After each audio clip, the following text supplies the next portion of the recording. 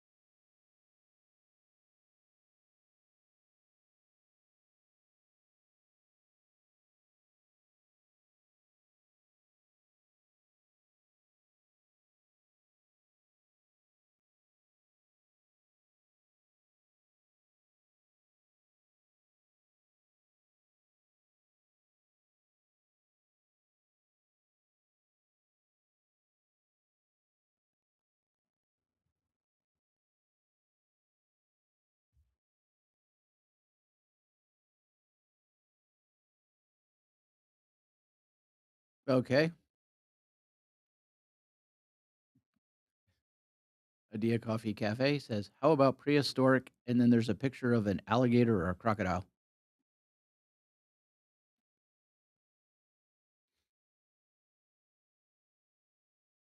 Wait, I'm confused. How about prehistoric? And then there's a picture of an alligator and a crocodile. Or a crocodile. I can't tell what it is. Is this, yeah, but this is it's like some type of sarcasm or Why would it be sarcasm? You said how the person saying, "How about talk about prehistoric?" like crocodilomorphs. Yeah, but it just shows a picture. It's either an alligator or crocodile. I can't tell what it is. Oh, okay, I got confused. Um, if we look at like how far back okay, I guess let's bring up probably certain species.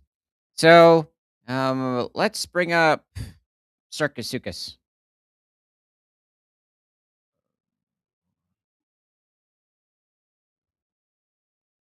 Sarcosuchus.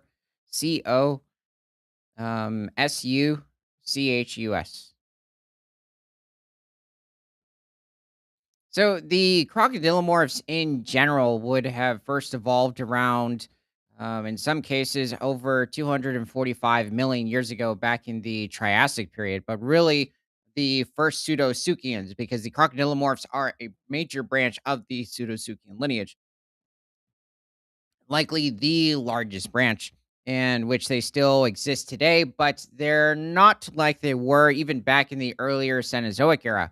You had different species or lineages of pseudosuchians that were mostly terrestrial, unlike the Sarcosuchus. which is a semi-aquatic crocodilomorph like most species of crocodilians today, likely all of them.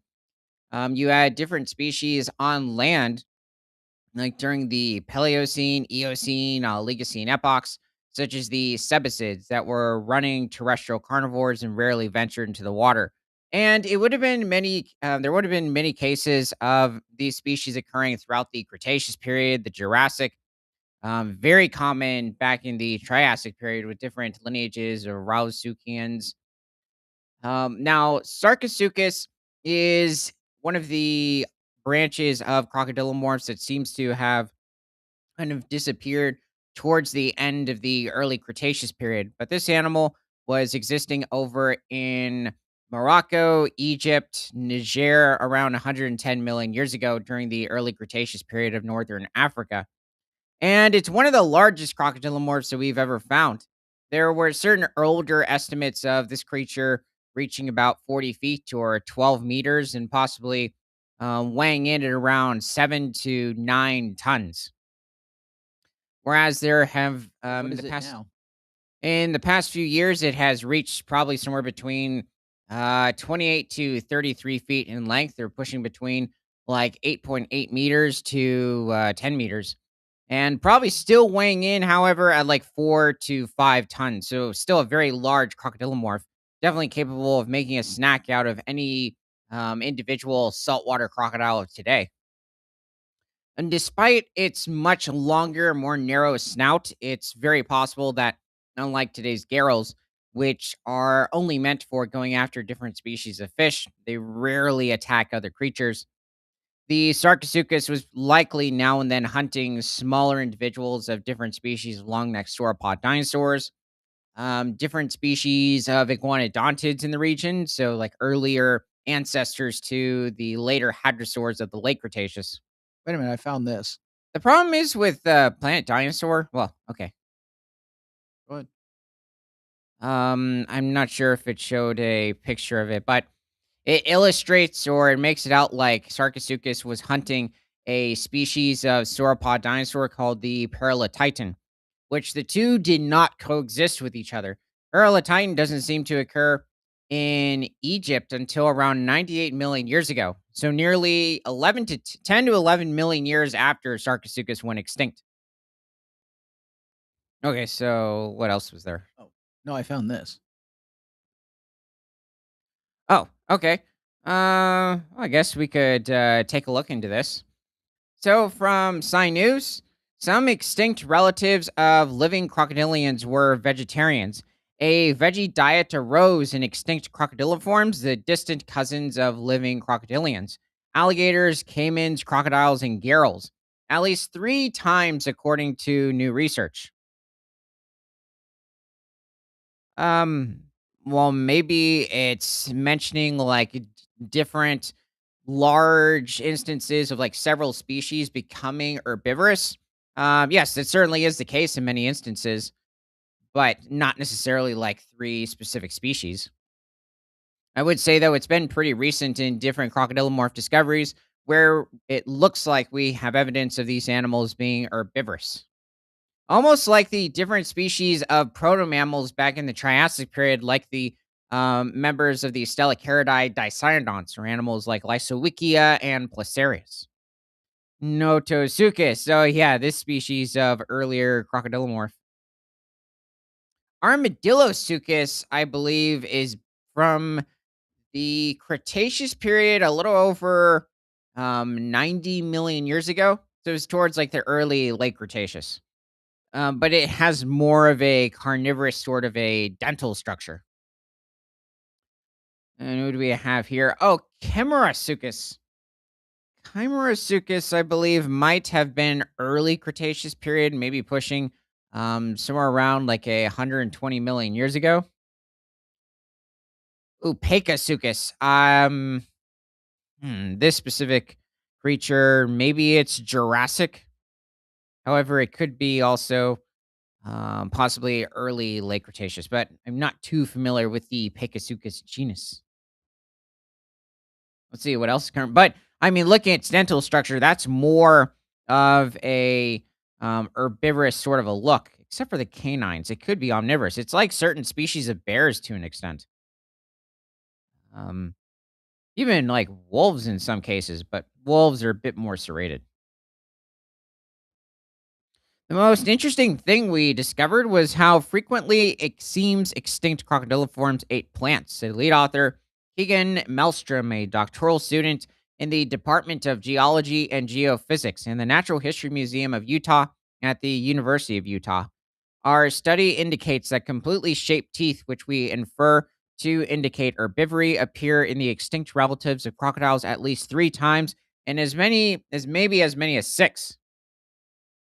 Is this referring to only specific species? There are a few more than just six species of herbivorous crocodilomorphs, all living and definitely omnivorous. I mean, practically, I'd say nearly all species of crocodilians today are omnivorous. So I would also assume the same for earlier in time, but I mean, you can still have it where it's a very more common occurrence today than prior. All living crocodilians possess a similar general body shape and ecology to match their lifestyle as semi-aquatic journalist carnivores, which includes relatively simple conical teeth. Gerald's freshwater crocodiles over in Australia have a very different dental structure, or completely different dental plan than what you see in saltwater crocodiles over in northern Australia. Even Nile crocodiles or the West African crocodile in Africa. There also you have Nile crocodiles over in Madagascar. Let's see who else. You also have saltwater crocodiles adjacent to parts of India. There's also the mugger crocodile, different parts of Southeast Asia like Thailand, Vietnam, Papua New Guinea, Indonesia, and then the caimans. So yeah, it's not necessarily the best to compare all species of crocodilians today. It's just saying they have all very conical teeth. I'd say more so for like the Garrel and the freshwater crocodile. I wouldn't even include the Chinese dwarf alligator. It's only about 4 to 5 feet long when it's an adult, or pushing somewhere around maybe 1.5 meters. Extinct crocodiliforms showed a pattern or different pattern. Kita Bear said, "Happy Saturday, Animal News." Yeah, I guess we could probably like name this like International Sarcosuchus Day. We'll see. Including species with many specializations not seen today. One such specialization is a feature known as heterodonty. It's almost oh well, actually, that's interesting that it's mentioning this word. I think a few people might have like species of dinosaurs like the heterodontosaurs come into mind. Regionalized differences in tooth size or shape.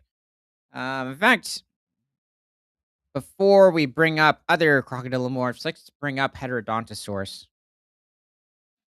Heterodontosaurus.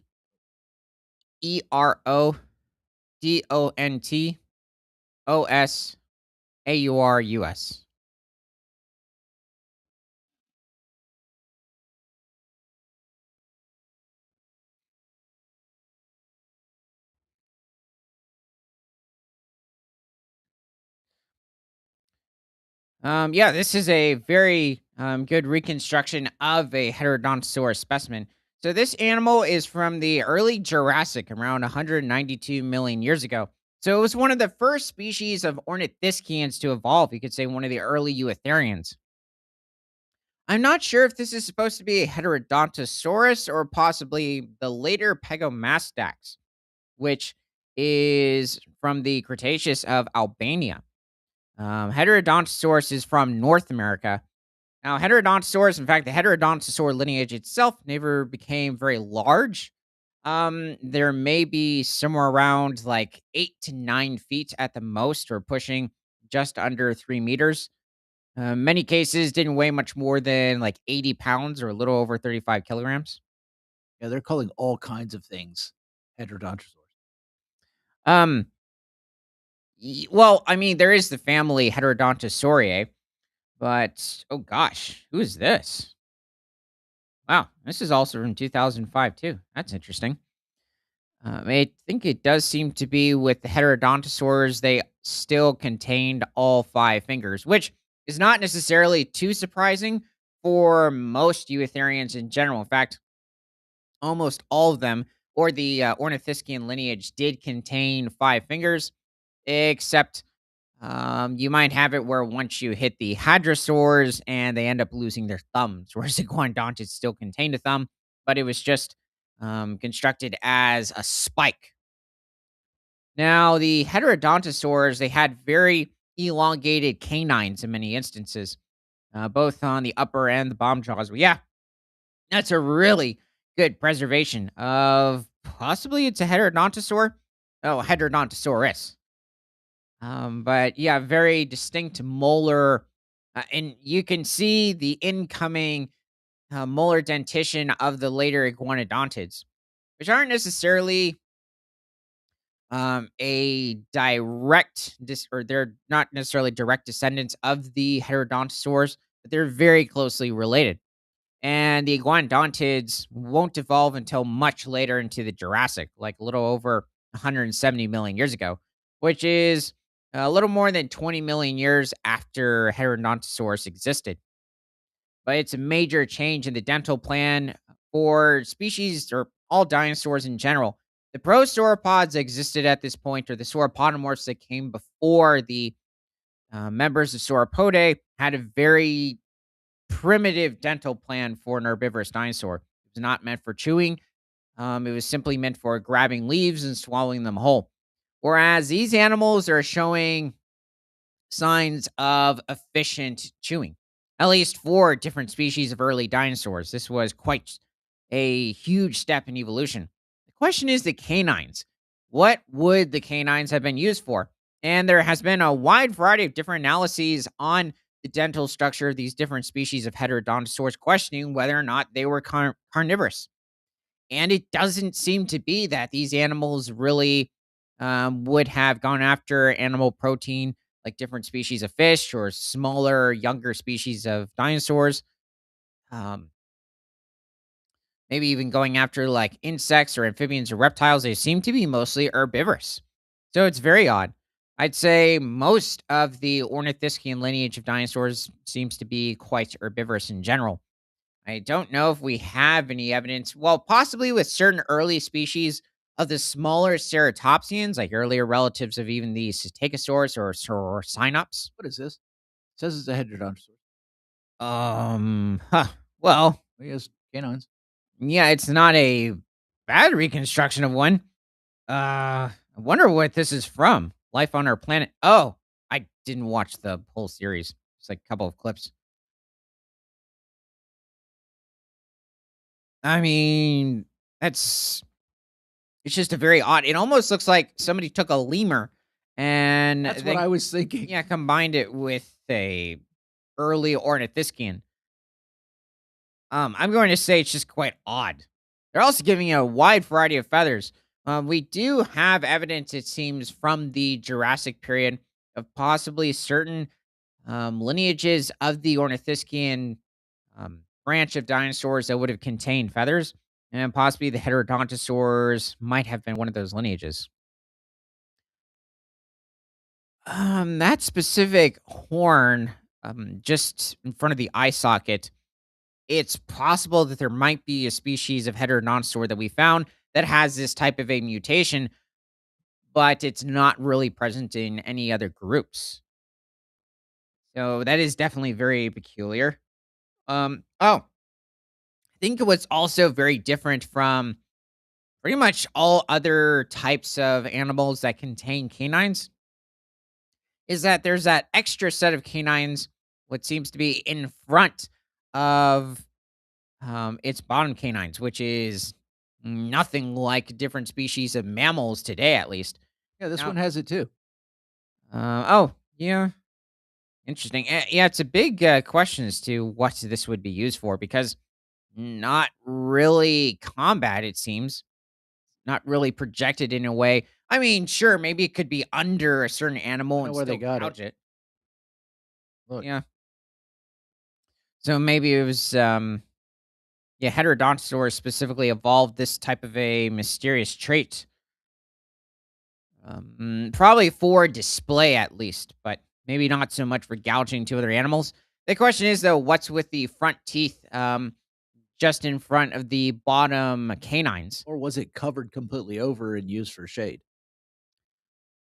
It could be at certain parts of the day, but I still think it wouldn't block enough sun to really have much of an impact. I mean, it was back in the early Jurassic, but it wasn't also as hot as later into the Jurassic or even certain parts of the Triassic. I'd say it became a bit more mild. I mean, you could even say somewhat cooler compared to later on. And just the extreme heats really intensified during the late Jurassic. Which is a bit odd considering you had some of the largest creatures to exist. Not the largest, but different species of sauropods, larger theropod dinosaurs were evolving, even some of the largest species of stegosaurs, yet it was also becoming hotter at the exact same time. It does seem, though, that oxygen levels were also increasing at that point, too. So that probably also had a positive impact on their overall size. Whereas back in the early Jurassic, 192 million years ago, it seemed that the largest species of dinosaurs on land were certain species of prosauropods, probably reaching between 40 to 45 feet in length, or pushing 12 to 14 meters, and probably weighing in 9 to 11 tons. Okay, let's head back to the crocodilomorphs. I mentioned heterodonti, and that's why I mentioned that specific animal. Carnivores possess simple teeth, whereas herbivores have much more complex teeth. Yeah, that's because for all the different varieties of species of plants that exist, you need specific types of teeth, or at least a mixture of teeth, to be able to slice through wide variety of these different species of vegetation. So omnivores fall somewhere in between. Part of my earlier research showed that this pattern holds in living reptiles that have teeth, such as crocodilians and lizards. So these results told us that the basic pattern between diet and teeth is found in both mammals and reptiles, despite very different tooth shapes, and is applicable to extinct reptiles. Gosh, oh, so we have the caiman, Bovarisuchus, Armadillosuchus. Wow, these are very different. Uh, Wait, these are all the teeth? Yeah, Chimaera and then UCMP 130082. Wonder who that's supposed to belong to. It's just some mysterious extinct herbivore. I'm guessing maybe it's a species of crocodilomorph that hasn't been named yet. This happens a lot with different species of prehistoric animals in general. But the caiman, it is interesting. It's like the most dull out of all of them. I guess it shows maybe how carnivorous it was to an extent, considering you need to slice through um, sharper teeth to slice through a wide variety of plant material. Now, the interesting thing is that the Bovarisuchus is much sharper than what's being seen in the caiman. It's very dull. I think caimans are able to feed on different species of fruit, and it's odd that they're only considering it a carnivore.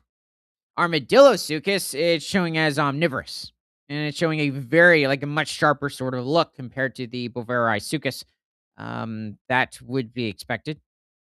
And then there's the other extinct herbivore, which seems to have much smaller teeth, but also quite sharp, similar to the Armadillosuchus, the Chimaerasuchus. I And think there's the that. bear said after we finish, can you explain the difference between mammoths and mastodons? Yeah, definitely. It's also odd that on this other herbivore, they're extremely small. I have to say it seems as if like maybe this is coming from an older caiman with the dull tooth, but maybe that wouldn't make sense considering caimans, crocodilomorphs today at least, would or they do lose their teeth consistently. But you could still have a tooth that's dulled down. And I wonder if that's the same case with the UCMP extinct herbivore, because it seems to be like there's several teeth in place, but they're dull. So I'm wondering if you would have it slightly later on, if the animal would continue to live, they would shed their teeth and you would have extremely sharp new teeth come in. because it seems to be the case with the other three species. Maybe a little less so with Bovarisuchus, but definitely with Armadillosuchus and Camerosuchus. Let's see. In fact, maybe we should just bring up especially Armadillosuchus because its name very much describes it. Armadillo, no, Dillolosuchus.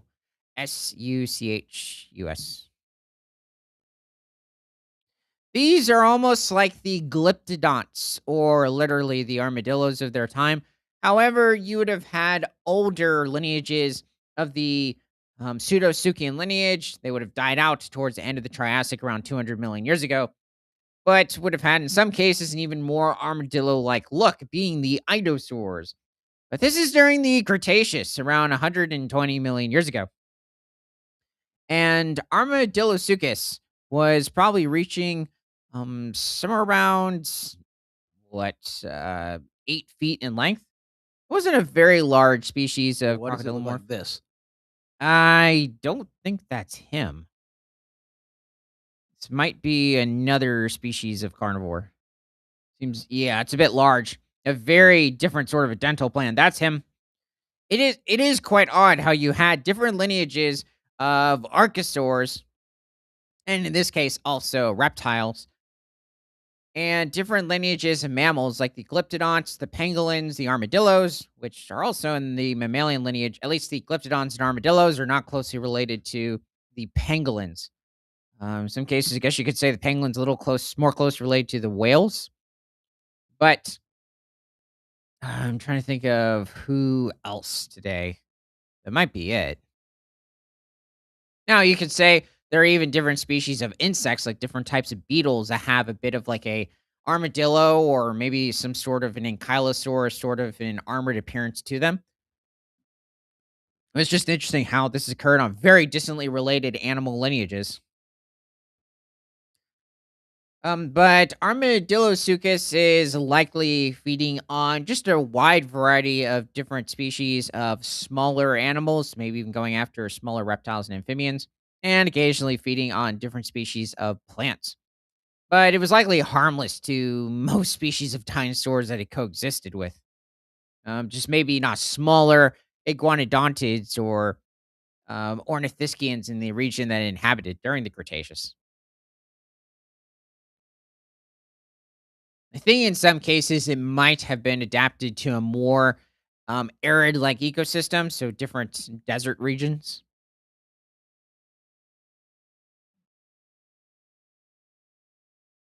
I just like that. Oh yeah, he almost looks like an idosaur in this instance. At least they're giving him that much longer and more narrow snout. I mean, it is interesting considering he's a bit distantly related to the idosaurs, and also the idosaurs haven't been around for at least 80 million years at this point.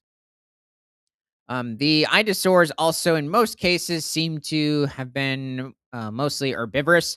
They were just feeding on different species of conifers. Well, shorter conifers. These were short creatures, not usually reaching much more than maybe a couple of feet in height, or a little over zero point 0.6 meters, and maybe were reaching in some cases somewhere between 18 to 20 feet in length. They're pushing around 6 meters.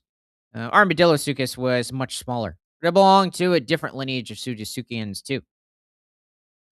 I'd say also the idosaurs in many cases were a bit better adapted to certain arid regions, but we also have found them adjacent to more marsh or swampy ecosystems. But Armadillosuchus is quite similar. Likely would have protected it against different species of theropod dinosaurs that would likely have hunted it. Okay, this one's funny. When it comes to other crocodilomorphs in the region, Armadillosuchus seems to be alone in this instance. But yeah, he's definitely being given like a nine-banded armadillo sort of a personality. Like, do you have any insects for me? Or berries? I don't think berries had evolved yet. We did have, well, I guess it's a big mystery considering we do have fruit at this point. So maybe there were berries back then. So in this case, he's acting like a black bear to an extent. Was there another one you wanted? Yeah. Carnifex. This is a bit more of a more recently discovered species. The Carnufex.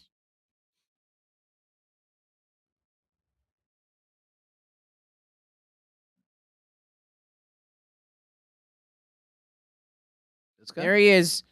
Yeah, so this is also a Cretaceous species of crocodilomorph. Also, one of the more, I guess, a medium-sized species for a terrestrial species of crocodilomorph. So, not reaching much more than maybe 11 feet in length or pushing over 3.2 meters. Still likely had the ability of taking on creatures close to its size. But maybe also reaching around 4 to 5 feet at the hip. So, it's decently tall for its length. Now, it could likely be much taller when rearing up on its hind legs. Um, let's see. I think it's also one of those species of crocodilomorphs that might have much smaller forelimbs compared to its hind limbs, but it still had the ability to walk on all fours. Since it doesn't really seem for, well, that's not true. You did have different members of the Rauisuchian family back in the Triassic period that were strictly bipedal. Their forearms were not equipped to support any of their weight, and they would simply be crushed if they tried to do so, at least putting too much pressure. This is definitely an odd sort of a look. I mean, I guess It's from Ark. I don't think that's an arc creature. Now, there might be a Carnifex in the game, maybe in like the Ark This Ascended. is Ark News. Huh. Yeah, I'm not entirely sure. Definitely not Survival Evolved. But yeah, it's just definitely a strange depiction. It looks like somebody took maybe a crocodile, like a mugger crocodile, and then just gave it a Carnifex appearance. Interesting. They added like that dew claw over on its ankle region or the metatarsal bones. Besides that, yeah, I mean it's quite goofy. I mean, I respect the overall um, appearance. Yeah, I mean, this definitely has a somewhat closer appearance to even different species of theropod dinosaurs to an extent. You could say it sort of resembles certain megaraptorids slightly. I would even say certain species of Ceratosaurus, so maybe even the Noasaurs, different species of Spinosaurs, possibly, like even the Baryonychids, like Baryonyx. And I'm trying to think of another lineage, maybe even like the Unalangian Osteoraptors, so a mixture of all those creatures, despite it not being closely related. I also am wondering if this animal was at all quick, because in certain reconstructions, it's very stocky and doesn't seem very suitable for running. In many cases, similar to certain species of Triassic Rauisuchians. But at least by what we can tell by the skull and the neck here, you would think that the rest of the body would be a bit leaner. But then again, you look at certain species of Spinosaurs, like Spinosaurus itself, and it doesn't necessarily have an extremely bulky sort of an appearance. But once you look at the hind legs and the rest of the tail, the core of the body, it's not suited for high speed. Hmm. That's a mystery, even for this guy. But I mean, he That one looked kind possibly, of happy. yeah, he possibly was a burrower, especially like over in the desert. So yeah, he might have been like the not necessarily the jerboa, but maybe he was the jerboa of his time. To infer, or back to the article, what those extinct crocodiliforms most likely ate. Melstrom and his colleague, University of Utah's Dr. Randall Armis, compared the tooth complexity of extinct crocodiliforms to those of living animals using a method originally developed for use in living mammals. Overall, the researchers measured 146 teeth from 16 different species of extinct crocodiliforms. Well, there's definitely a wide range of different um, characteristics, at least by what we saw with the four species up top. And that's including the caiman, where there were five. It was just one of them was that technically unidentified. Using a combination of quantitative dental measurements and other morphological features, They reconstructed the diets of those extinct crocodiliforms. The results show that those animals had a wider range of dental complexities and presumed dietary ecologies that had been appreciated previously. So I'm guessing it seems like they just confirmed what their diets were. I guess there was one species like from Madagascar in the late Cretaceous, the Smiloseuchus. Actually, let's bring up that little cheerful guy. He doesn't seem to have any teeth. So Smiloseuchus.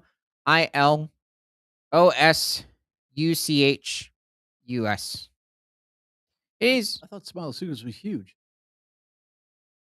yeah, you're right. That's a phytosaur. Maybe it's Simosuchus. Simosuchus.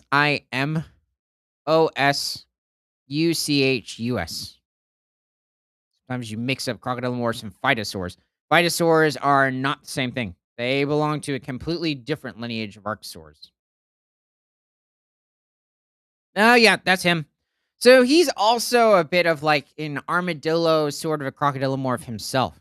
In this case, you could say, actually, in different instances, he almost resembles the Dicynodonts too. Um, when was I comparing the Heterodontosaurs with the Stylocharids? Trying to think of what other creature it was, but it might have been another crocodilomorph. This creature, however, doesn't seem to have obtained any tusks. Or did he have specifically small teeth just at the front? Because those seem to be just very small teeth towards the front of the snout. He seems toothless there. He looks a little more serious in this instance. However, that's not necessarily surprising considering 68 million years ago back in late Cretaceous Madagascar. Okay, never mind. Here we have Maurice as a Simosuchus. And, okay, yeah, there are those small teeth. Yeah, very molar-like, so this little guy is probably just munching on different species of ferns in the area. He is small. He's almost, like, close to the size of the Permian or late Permian Diictodon, Dicynodont. So, probably reaching somewhere around 2 to maybe 3 feet in length. So, yeah, maybe, like, between zero point 0.8 and 1.1 meters. Yeah, these creatures, you could literally keep as a pet. I mean, they're just feeding on different species, vegetation, fruit. Um, possibly also burrowed as well. Like we possibly have evidence for them um, being burrows like the Armadillosuchus. So the Armadillosuchus was likely feeding on other animals. But yeah, well, wow. I mean, I just think this is a good representation of a couple of Majungasaurs, so the large belly saurs that existed over in Lake Cretaceous, Madagascar, sleeping, and he can just sneak by. Wait a minute. What are those? Those are his teeth. I thought he didn't have teeth. They're I think just a very thin, sort of herbivorous type of dental structure. Very.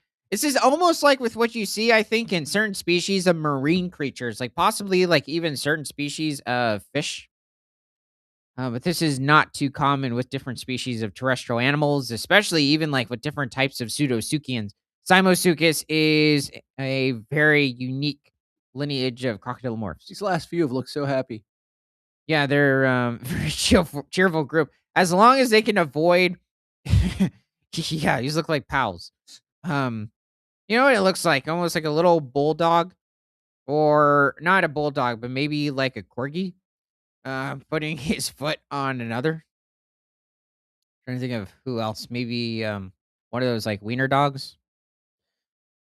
It's a Repetosaurus. So that is actually a species of possibly 15 to 20 ton sauropod roaming the region. That was a member of like those Strodiae. So one of the members of Titanosauridae in general that lived in the Lake Cretaceous of Madagascar. So despite the area being an island, it's already been cut off for several millions of years from the African mainland. You already had different lineages of sauropods existing here.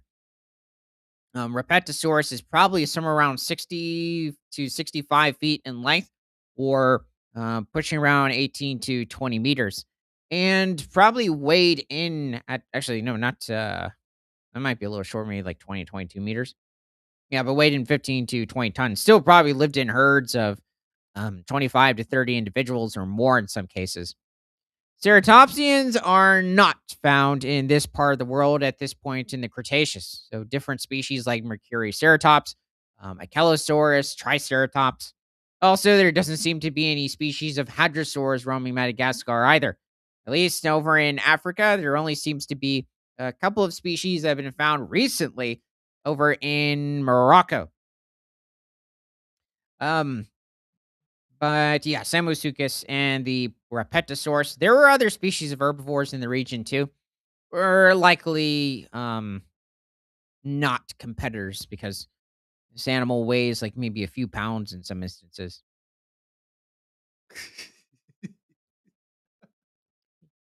Yeah, very very cheerful lads. The serious one is just giving a heads up about the Majungasaurs because you could have had it where occasionally they would have been snacks for the Abelisaurs, but I think in most cases they would have been able to avoid the carnivores. And plus, for the most part, the carnivores would not really see them as a main source of food. Not that occasionally they wouldn't go after much smaller creatures. So the back to the article. The results showed that these animals had a wider range of dental complexities and presumed dietary ecologies that had been appreciated previously. Plant-eating crocodiliforms appeared early in the evolutionary history of the group, shortly after the end Triassic mass extinction. Yeah, it's quite surprising considering for the most part it seemed like the Triassic and Jurassic periods were mostly dominated, at least when it came to the Pseudosuchian lineage, by carnivores, and then eventually certain herbivorous species started appearing and persisted until the end Cretaceous mass extinction. It killed off all dinosaurs except birds, well, avian dinosaurs. I'm wondering if later into the Cenozoic era or the time of mammals after the dinosaurs, you had different species of plant-eating crocodiliforms occur. They're just rarely mentioned. There are certainly different species of carnivorous crocodilomorphs that made it until the Pleistocene. I think many cases it's usually like thinking of the Cebicids, like Rhinosuchus, that um, it tends to be made out that they died out around 3 million years ago, or I guess you could say 2.6 million years ago at the end of the Pliocene epoch. And in reality, you still had terrestrial creatures roaming um, different parts of Australia. In fact, let's bring another creature up, Quincona. Quinkona.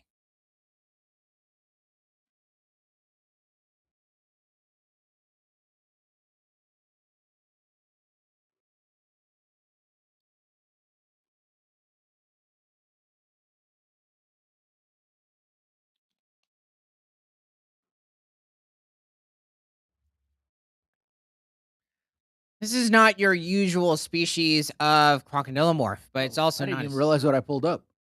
it's also not a Sebicid. Yeah, it's probably depicting like one of the earlier humans that reached Australia. So this is probably supposed to take place around like 120,000 years ago. Let's see. Um, but technically, I don't think people would have arrived until like maybe 50 to 60,000 years ago. I don't exactly know for certain, but Quincona seems to be a bit of an exaggerated appearance, but was a very terrestrial, almost crocodilian. Very odd sort of a facial structure, however. It's like something between a Nile crocodile, a Garrel, and yeah, I guess maybe it's just a mixture of the two. Maybe a Phytosaur to an extent. I'm not entirely sure about the leg structure on this animal, however. Certain depictions of the Quincona make it out to be actually quite robust, kind of like when it was um, competing with that person with the Megalania. And then there was some species of large snake up in the trees. I don't know what that is, but this animal inhabited Pleistocene or Ice Age Australia 60,000 years ago and was one of the top predators. I mean, it also competed with different species of marsupial predators like Thylacoleo. The thylacine, or the, in quote, Tasmanian tiger, also existed at this point, but obviously he was much lower in the food chain. So he did compete, or at least the Quincona, with the larger Megalania lizard for different species of diprotodontids in the region, or the large species of wombats. Different species of kangaroos in the area, even like the larger tree kangaroos or the larger species of koalas back in Pleistocene Australia. Probably avoided the colder regions of the area. However, you do have it where different populations of alligators today over in the eastern United States can cope with dropping temperatures. So they practically hibernate in the water and they keep their snout directly out of the ice. So there's just that constant, every now and then, breath of air. Maybe you might have had Quincana do that in certain cooler regions of Australia, like the Australian Alps, where it heavily snows, and probably did more so back in the Ice Age. So this creature is probably somewhere around 13 to 18 feet in length. They're pushing between like 4 to 5 meters, and probably weighed in at a little over 800 pounds, probably 800 to 1,000 pounds, or pushing between 370 to a little over 470 kilograms. Okay, so is there anything else left with the article? I do wonder what that giant snake was. Yeah, it's interesting. In that picture, he looked actually kind of friendly. Yeah, that's a mystery. Hmm. So our analysis suggests that herbivory arose independently a minimum of 3 times and possibly 6 times in Mesozoic crocodiliforms. Okay, well, this was interesting. Okay, let's bring up the American mastodon. Yeah, there is a large difference, or there are many differences between the mastodons and the mammoths. They're also not necessarily closely related, especially looking at the different species of mammoths, also the straight tusked elephants. They are a bit more closely related to elephants today than the mastodons are. Oh, yeah, that was a um, good looking, that's a good looking representation of probably, who is that? Okay, I'm wondering who specifically this pig-like animal is. I mean, maybe it is its own Ice Age species of pig, but it almost looks like an entelodont from the Oligocene. I am not familiar with that species. That is quite a mystery. I'm assuming this is the United States, but also it's giving it a bit of a like South American sort of a feel to it. However, I don't think those are macrocenids in the background. I think those are Pleistocene camels. Seem to have a bit of a short sort of a neck, but there's also something large or very broad about their snouts. And it's blurry, however. They also have a hump. Well, let's say this is the United States, but it's a very hilly landscape. Maybe this is like West Virginia or part of Virginia, Kentucky back in the Ice Age over 200,000 years ago. So you would have had different species such as Aeromatherium, possibly Americanonyx roaming the region, the Scelidotherium, when referring to the different species of ground sloths. And American mastodons pretty much dominated all of the United States, though it does look like you possibly had a couple of other species roaming different parts of Canada as well as the Western United States. The American mastodon, it seems, is just the only, or the original species of mastodon to be discovered, and also really dominating the eastern and central United States. You could say the Midwest. Um, and you did have camels like reaching well over 1,400 pounds. I think in some cases, maybe reaching over 2,200 pounds or pushing over 1,000 kilograms in different parts of the United States. And also, the camels did evolve in North America and much earlier in time crossed the Bering Land Bridge from Alaska into Russia. And that's how they colonized different areas of Asia and Africa. Yeah, I think it's possibly an American mastodon reconstruction. It is interesting how this picture makes them very elephant-like. I'd say a little too even. It's like a mixture of Asian elephants and African elephants. I guess they have more of like a African elephant look, at least on the face, but it's just giving them shorter ears. Still quite large for a lot of mastodon reconstructions. That's the Charles R. Knight one. I'm not sure who directly painted this, but it's not a bad looking mastodon. I think he is more of like a mammoth sort of an appearance. You might have had mastodon mammoth hybrids, but I think it's still a question as to whether or not they had the ability to breed because they don't belong to the same genus. Mammoths and mastodons. So let's say the woolly mammoth, for instance, belongs to the genus Mammuthus, whereas the American mastodon belongs to the genus Mammut. It's kind of like looking at different species of cats today. Certain species belong to the genus Felis, certain others belong to the genus Panthera. There's a handful of other genre too. Like the cheetah, for instance, is Acinonyx. Um, this also seems like a much older depiction of a mastodon, but also giving it a much more mammoth type of an appearance. Mastodons have a much shorter, stocky, and more even horizontal sort of a build to them or height. Mammoths gradually become taller as you head to the top of their head. Oh, yeah, this is a more accurate representation. I guess you could say in some cases there's a slight increase in the shoulder blade or like the shoulder vertebrae in that region. Mastodons, hmm, I think also when looking at their skull, mammoths are renowned for that extra dome that wasn't used for headbutting or anything like that. What are these guys look like pigs? They're much flatter for mastodons. Yeah, I Or mean, not pigs, but tapirs. I guess tapir would be a better comparison, especially since they're in the water. Um, you might have had a wide variety of different populations of mastodons that were not necessarily furless, but they weren't covered in fur, like compared to different populations of steppe mammoths or woolly mammoths, or even mastodons further north. However, this looks like it takes place maybe in some part of Oregon, or maybe even Washington State. Have I Um, pulled this before? Yeah, this is based off of a specimen of a mastodon. It didn't necessarily become, at least I think it's that individual. Okay, what's funny? I didn't ever see that. It's the first time I saw that red fox just randomly standing there. But maybe he's I the didn't see it till you pointed it out. maybe he's the ref. He's a But you had it where there was a male American mastodon. I think it was only like somewhere between 30 to 40,000 years old. And there's evidence, it seems, for repeated fights of this American mastodon.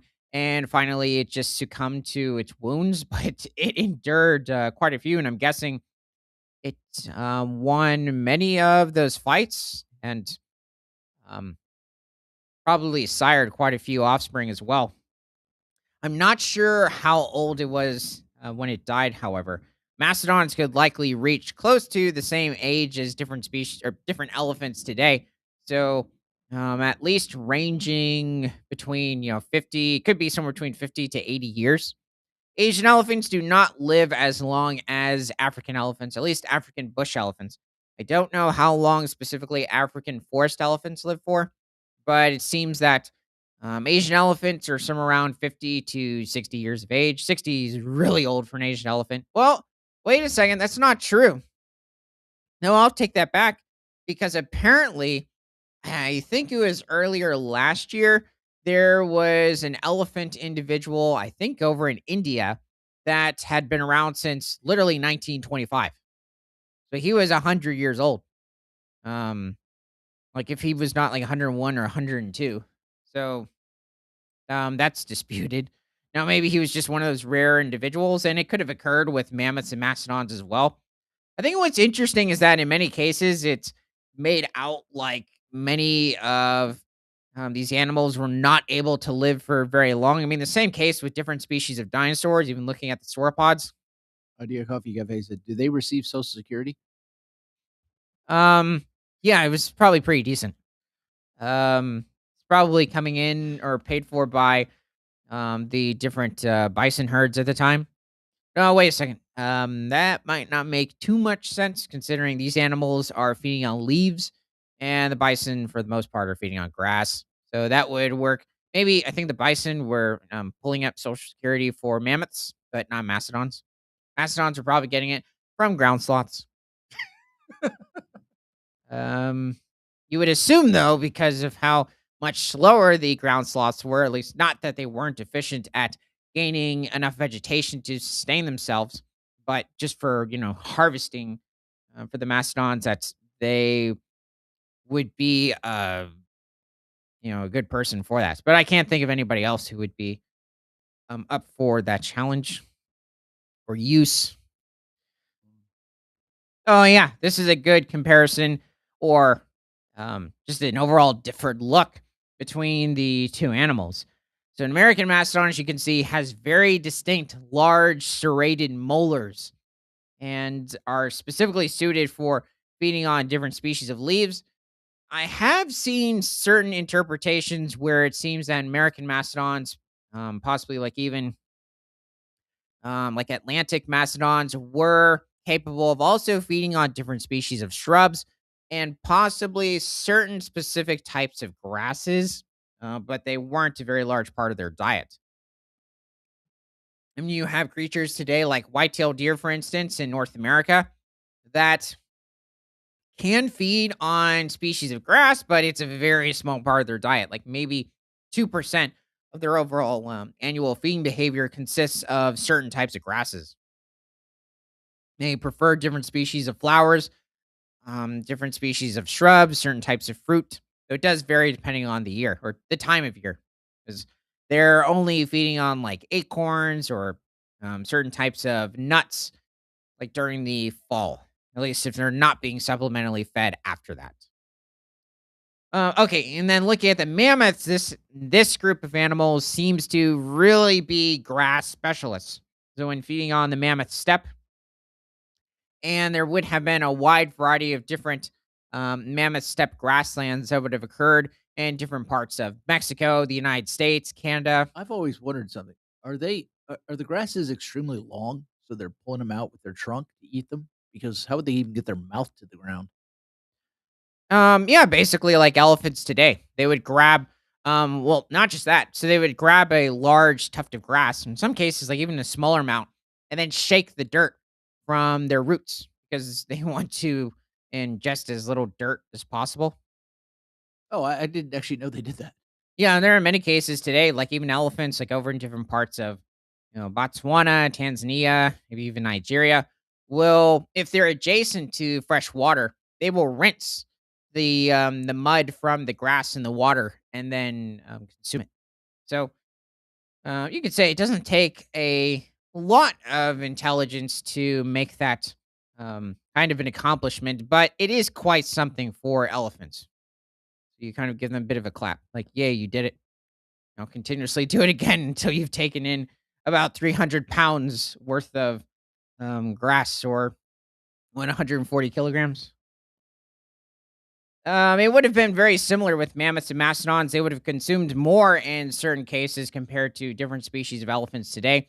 They're also containing or consuming different species of plants that have a higher amount of nutrients and minerals, especially when it comes to the woolly mammoths. Wait a minute. Here. Hold on a second. We we think I mean we could go over it That may not again. be the one I meant to put up. Hold on. I found another one. But this is referring to the five distinct Wait, this one. possibly species or subspecies. Huh. Okay. Well, I guess we can take a look. Sounds interesting, despite it being from 2014. So from Sci News, mastodons disappeared from Beringia. So this would have differed depending on the stage of the ice age, but in many cases, it would be the large land bridge between Alaska and Russia. Mastodons disappeared from Beringia before ancient humans arrived. New radiocarbon dates on American mastodon or mammoth American fossils in Alaska and Yukon, eastern Beringia, suggests this species suffered local extinction tens of millennia or thousands of years before either human colonization. The earliest estimate of which is between 13 and 14,000 years ago.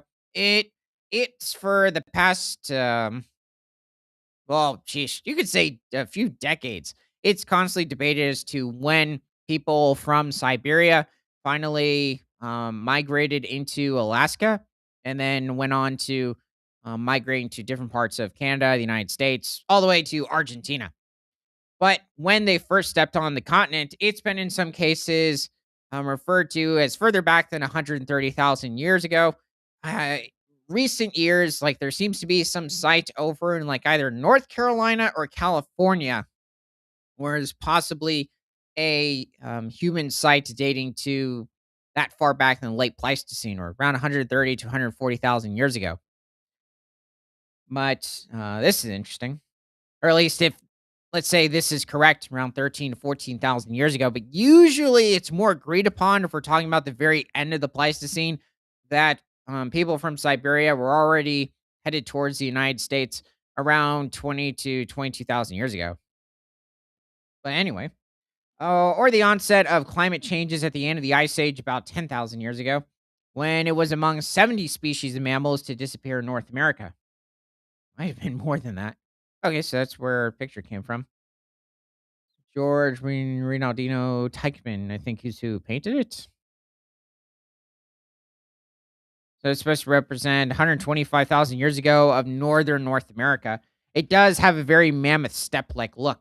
There's just some forest over here. Where ground sloths needed access to forest. Same thing for the mastodons. This might be representing like the fringe of different forest ecosystems in maybe like New York, New Hampshire, or Virginia. Scientists have been trying to piece together information on these extinctions for decades. Was it the result of overhunting by people in North America? Was it the rapid global warming at the end of the Ice Age? Did all these big mammals go out in one dramatic die off, or were they paced over time and due to a complex set of factors? Said Dr. Ross McPhee of the American Museum of Natural History, who is a co author of the paper published in the Proceedings of the National Academy of Sciences. Yeah, I don't really think it was due to overhunting by any people. Even for a wide variety of extinctions. Um, like I'd say before even well, no, actually I wouldn't even say firearms because there are instances like after the Pleistocene, but I'd say like the past 3,000 years where it seems that certain animals seem to have possibly died off um, by people, but it's because there was such a small population of animals to begin with, and it was usually on certain smaller island ecosystems, kind of like with what we see in maybe like the elephant birds in Madagascar or certain islands off the coast of Australia.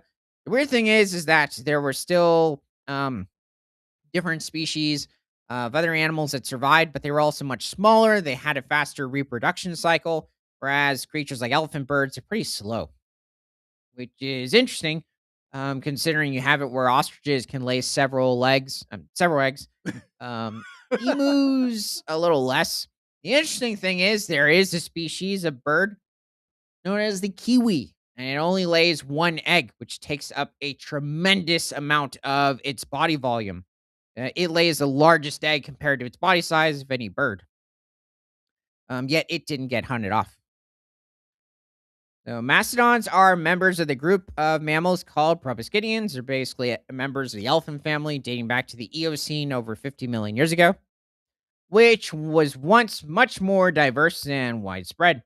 Only two species survive today, the African and Asian elephants. There's three. There's the forest elephant in Africa, both threatened with extinction. How do you mess that up? Um, yeah, also, it wasn't necessarily unknown back in the mid 2010s. I mean, technically, I don't know when the African forest elephant was classified. I don't know if it maybe was Georges Cuvier that named it. The French Naturalist, zoologist, paleontologist. Maybe it was somebody else. Mastodons roamed widely over continental North America as well as peripheral locations like the tropics of Honduras. Oh, you could find mastodons further south into South America. This is like the tip of the continent. And the Arctic coast of Alaska for roughly 3.5 million years before it finally became extinct about 10,000 years ago. The African forest elephant was first described scientifically in 1900 Say by by who? Like, German zoologist Paul Matschie. oh, Mashi. Is that who the Mashi tree kangaroo is named after? It might be. Um, huh. 1900. Wow. That is recent. I was expecting like 1700s. Yeah, that's shocking. Hmm. Mastodon teeth were hold on a second. They were browsing specialists that relied on woody plants and lived in coniferous or mixed woodlands with lowland swamps. Oh yeah, that's another thing. Because there were earlier reconstructions of or depictions, paintings, still are, of American mastodons living in swamps, which would be very much the case in a wide variety of different ecosystems in North America, at least. Also South America, but The answer to your question is yes. yeah, I was wondering because I'm like, I wonder who they named this after. I actually thought maybe it was like a word from Papua New Guinea. Apparently not. Yeah, so that's interesting. I'll definitely take a look into yeah, certain other creatures that were described. I am shocked though. 1900. That's just 200. No, I wouldn't say 200 years. I'd say maybe around 100 to 150 years after I thought it would have been described. No, it Considering, said 1900. yeah, yeah, I was saying like mid Oh, 1700s okay. that it might have been described because that's when Carl Linnaeus like described Loxodonta africanus, the African bush elephant, in 1700s. I don't know what year though. Mastodon teeth were effective at stripping and crushing twigs, leaves, and stems from shrubs and trees. Yes, the moose would also like to partake, but that would be like during the winter. No, it's very likely that this animal was feeding on many more species of leaves compared to a moose. Moose prefer feeding on different species of aquatic plants, at least during the late spring, summer, early fall. And then later on, especially in the winter, and they're feeding really on twigs. They also might feed on like fungi during the summer as well, but they're just feeding on very little nutrients at that point. Well, that does depend because there are certain instances where they are able to obtain certain heavy amounts of nutrients even during the harsher times of the winter. So it would seem unlikely that they were able to survive in the ice covered regions of Alaska and Yukon during the last full glacial period, as previous fossil dating has suggested, said lead author Dr. Grant Zazula of the Government of Yukon's paleontology program. Well, I think what he's referring to is specifically the glaciers were just blocking massive access to different migratory corridors in different parts of Alaska, the Yukon, and in turn, much of Canada, like British Columbia, Alberta, even into different parts of Saskatchewan and Manitoba. You could like stick in the Nunavut territories as well, but it just made it a lot harder for American mastodons, different species of mammoths, bison herds to migrate through. But you already had populations of these animals occurring in those regions much earlier in time. This is only referring to the last 4,000, actually 3,000 years of the Ice Age. Yeah, this is a good reconstruction of a mastodon.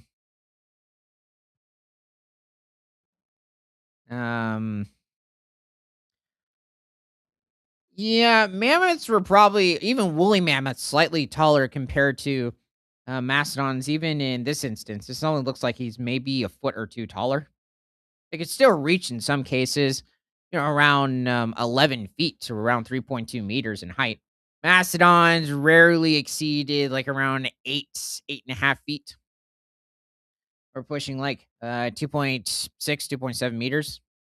The scientists used two different types of precise radiocarbon dating on a collection of 36 fossil teeth and bones of American mastodons. The dating methods are designed to only target material from bone collagen, not accompanying slop, including preparation, varnish, and glues that were used many years ago to strengthen the specimens. All of the fossils were found to be older than previously thought, with most surpassing 50,000 years. Huh. Whoa. Well, that's interesting. The effective limit of radiocarbon dating.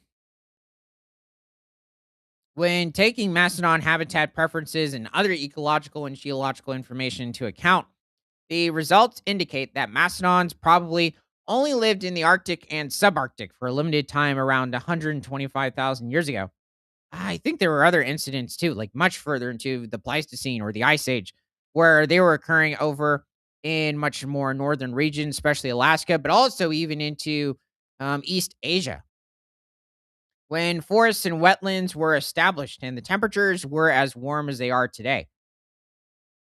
Yeah, there were certain instances where it became in the Ice Age much warmer compared to even today's climate in different parts of North America, Asia, Europe, but they still retain the same ecosystems in the region, like the different mammoth steppe. It didn't all of a sudden turn into very humid, wet tundra. So it still retained that dry sort of a landscape. We're still not seeing a major difference in climate. You just had a spike in temperature for a very short period. Let's see. So the residency of mastodons in the north did not last long. The return to cold, dry glacial conditions, along with the advance of continental glaciers around 75,000 years ago, effectively wiped out their habitats. There's probably a saber-toothed squirrel to blame. Mastodons disappeared from Beringia, and their populations became displaced to areas much farther to the south, where they ultimately suffered complete extinction about 10,000 years ago. Yeah, the core of their range was really the United States.